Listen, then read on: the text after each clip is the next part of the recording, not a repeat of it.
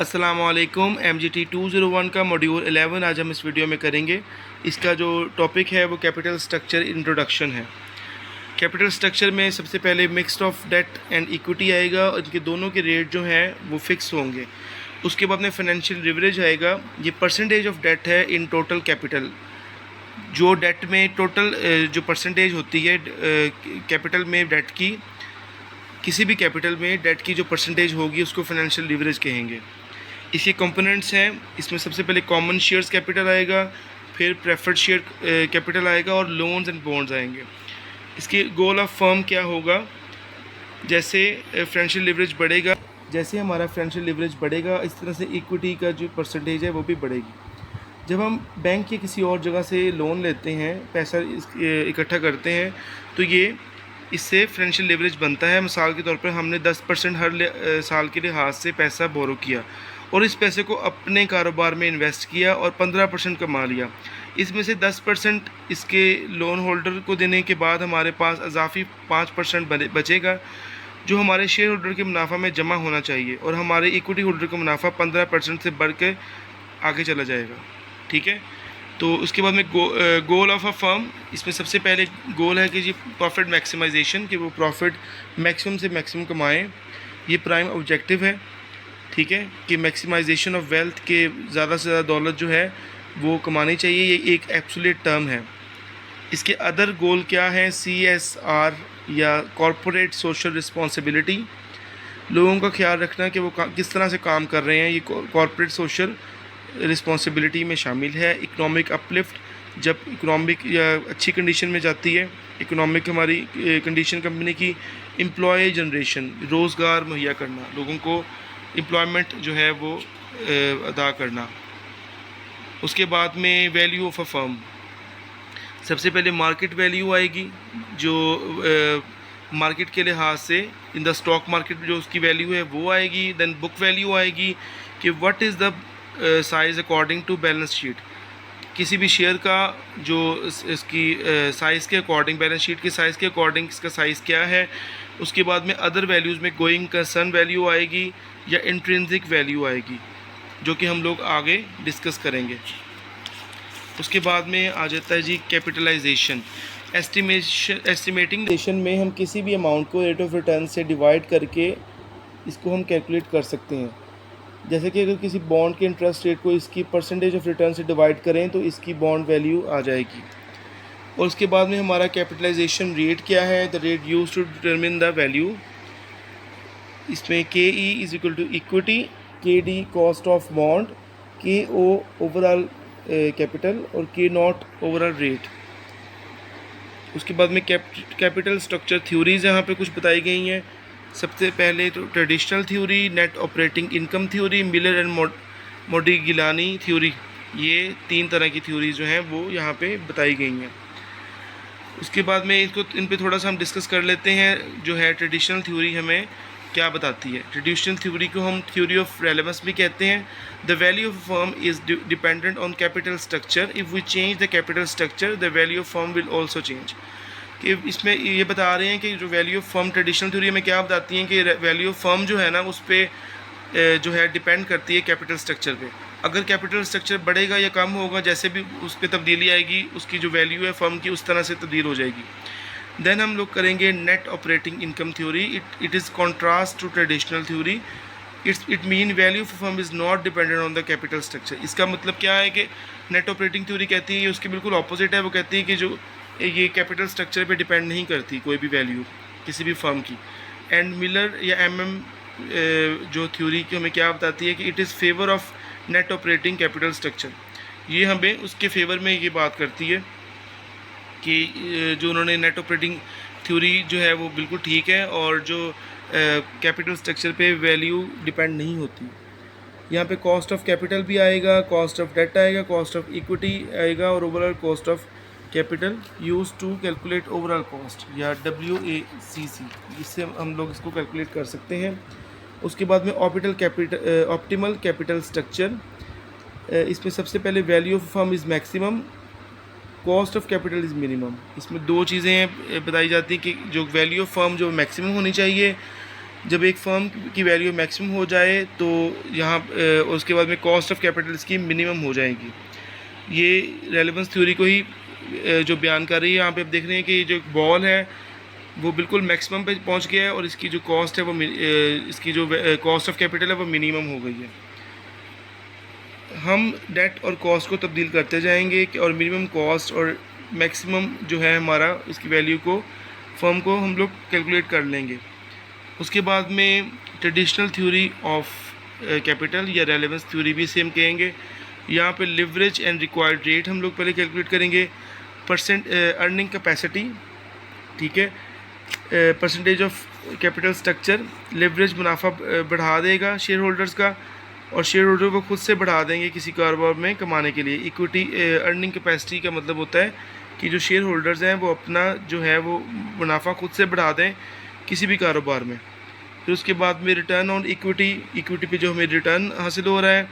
फिर उसके बाद में leverage and return on equity, जितना ज़्यादा होगा उतना ही रिटर्न भी ज़्यादा होगा। Cost of equity capital, it is actually required rate of return, जो शेयर होल्डर्स को कमाना चाहिए, एक्चुअल जो शेयर होल्डर्स को कमाना चाहिए वो कॉस्ट ऑफ इक्विटी कैपिटल में आता है। Leverage have direct impact on the share holders. उसके बाद में इसी थ्योरी ऑफ रेलेवेंस या हम ट्रेडिशनल थ्योरी को आगे लेके चलेंगे। इसमें रिटर्न ऑन इक्विटी को हम डिस्क्राइब करेंगे। यहाँ पे डिपेंड्स ऑन अर्निंग पावर, ये अर्निंग पावर पे डिपेंड करती है। उसके बाद में ये profit after tax PAT over equity, ये इसका फॉर्मूला है। Cost of debt and earning power, जब ज़्यादा पैसे कमा लेंगे तो वो भी इसमें शामिल हो जाएंगे, ठीक है। ये इसका फॉर्मूला मैंने पहले आपको बता दिया है। उसके बाद में हम जनरल एग्जम्पशन इसकी देखते हैं कि cost of debt is less than the cost of equity. ये इसकी एग्जम्पशन है कि कॉस्ट ऑफ डेट जो है वो उससे कम होगी, इसमें कोई टैक्सेस ना हो। ये एक एग्जम्पशन है कि risk perception of investor does not exchange by use of debt, कि जो इसका रिस्क परसेप्शन उन्होंने लगाया हुआ है इसके इन्वेस्टर्स ने, वो चेंज नहीं होना चाहिए किसी भी डेट को यूज़ करते हुए। उसके बाद में इसको ट्रेडिशनल थ्योरी को ही हम आगे एक्सप्लेन करेंगे। With the increase in the leverage the cost of equity also increases. ये बात करते हैं कि जब हम परसेंटेज ऑफ डेट या लिवरेज को हम इंक्रीज़ करेंगे तो कॉस्ट ऑफ इक्विटी भी इंक्रीज़ हो जाएगी। Initially the overall cost goes down, पहले जो ओवरऑल कॉस्ट है वो डाउन जाएगी। Later overall cost goes up, बाद में ये कॉस्ट इसका ऊपर चले जाएगी। At the point where cost is minimum value is maximum, ये इस चीज़ को एक्सप्लेन करता है कि अगर कॉस्ट वैल्यू जो है वो कम होगी तो वैल्यू इसकी मिनिमम मैक्सिमम होगी। यहाँ पे आप देख सकते हैं कि के की वैल्यू क्या है। उसके बाद में के नॉट नीचे से बढ़ती हुई फिर ऊपर चली गई है और के डी जो है वो भी पहले सीधी आ रही थी इसकी लाइन और देन वो अपवर्ड डायरेक्शन में जा रही है, और ये गियरिंग भी इसको कह सकते हैं। यहाँ पे दोनों थ्योरीज़ को इस चीज़ को मानते हैं, जब फाइनेंशियल लेवरेज बढ़ेगा तब शेयर होल्डर अपना रेट बढ़ा देंगे, ठीक है। तो ये इस चीज़ को एक्सप्लेन करते हैं और ये इस चीज़ को भी एक्सप्लेन करते हैं कि जब लेवरेज बढ़ता है तो शेयर होल्डर्स बढ़ाते हैं, मगर पर इतना नहीं बढ़ाते कि जो है वो लेवरेज बहुत ज़्यादा बढ़ता रहे और ख़ास मकदार पर कॉस्ट कम हो जाए, और एटलीस्ट वो बहुत ज़्यादा कम हो जाती है, ठीक है। उसके बाद में हम लोग there is an optimal capital structure, ये जो रेलेवेंट होगा। How does cost of capital change with leverage, क्योंकि there is an optimal capital structure तो ये रेलेवेंट इससे होगा, इसलिए जो है ये चीज़ बढ़ेगी। नेक्स्ट हमारा टॉपिक है जी नेट ऑपरेटिंग इनकम। इस थ्योरी में capital structure has no impact on the value of firm. Capital structure का ये थ्योरी बताती है कि कैपिटल स्ट्रक्चर पे इसका कोई जो इसकी इम्पैक्ट नहीं है। Overall cost of capital does not change with the change in the capital structure. There is no optimal capital structure. Value of firm is based on earning. जो वैल्यू ऑफ फर्म है वो जो इसके ऊपर depend करती है, earning पे depend करती है। जितनी अर्निंग ज़्यादा होगी उतनी ज़्यादा वैल्यू होगी। जब कोई फर्म फाइनेंशियल लेवरेज को बढ़ा देता है तो इन्वेस्टर पे ये जानते हैं कि रेट ऑफ रिटर्न को भी बढ़ा देना चाहिए और ओवरऑल कॉस्ट को सेम रहना चाहिए। शेयर होल्डर्स का रेट इस प्रपोर्शन से बढ़ता है कि और पर इसमें कोई तब्दीली नहीं आती। There is no optimal capital structure. उसके बाद में इसका ही नेक्स्ट वाला पार्ट है, इसमें एजम्पशन बताई गई हैं। The market capitalization capitalize the value of firm as a whole. Market की जो मार्केट है वो वैल्यू ऑफ फर्म को एज अ होल कैपिटलाइज करेगी। The business risk remain constant at every level of debt equity mix. जो business के risk जो हैं वो हमेशा एक जैसे रहेंगे, कांस्टेंट रहेंगे। There are no corporate taxes, अगर जो टैक्सेस हैं वो कोई नहीं होंगे, ठीक है। Value of pi remain the same, ठीक है, पाई की वैल्यू सेम रहेगी, जिसे हम रिस्क भी कह सकते हैं। Value is affected by the profit not have the capital structure, no matter in how many pieces the pie is cut, the total value does not change. Pie इसलिए कहते हैं कि पाई स्लाइस को कहते हैं, लाइक अगर एक राउंड फिगर है उसमें अगर एक आप लोग उसे लाइक अ पिज़्ज़ा स्लाइस उसे निकालें, ठीक है, तो ये पाई की वैल्यू होगी। वो कह रहे हैं कि जितनी मर्ज़ी आप स्लाइस निकाल लें, एज अ होल उसकी वैल्यू जो है वो नहीं चेंज होगी, ठीक है। उसके बाद में उसी का अगला है पार्ट, आर्गूमेंट बताया गया, impact of leverage on the cost of equity. फिर आपका rate of change of cost of equity, impact on the overall cost of capital और impact on the value of firm. ये तमाम चीज़ें जो है इस पे इम्पैक्ट करती हैं। उसके बाद में हमारी आर्बिट्रेज थ्योरी है या मिलर एंड मॉडिगिलानी की थ्योरी है। इसको आर्बिट्रेज थ्योरी भी कहते हैं या एमसीक्यूज़ के लिहाज से नेम पूछ सकते हैं। इसे इररेलेवेंस थ्योरी भी कहेंगे। Capital structure is irrelevant with respect to the value of the firm. यही उसी चीज़ को नेट ऑपरेटिंग वाली थ्योरी को ही आगे एक्सप्लेन कर रहे हैं कि कैपिटल स्ट्रक्चर जो है वो इररेलेवेंट होगा with respect to value of firm.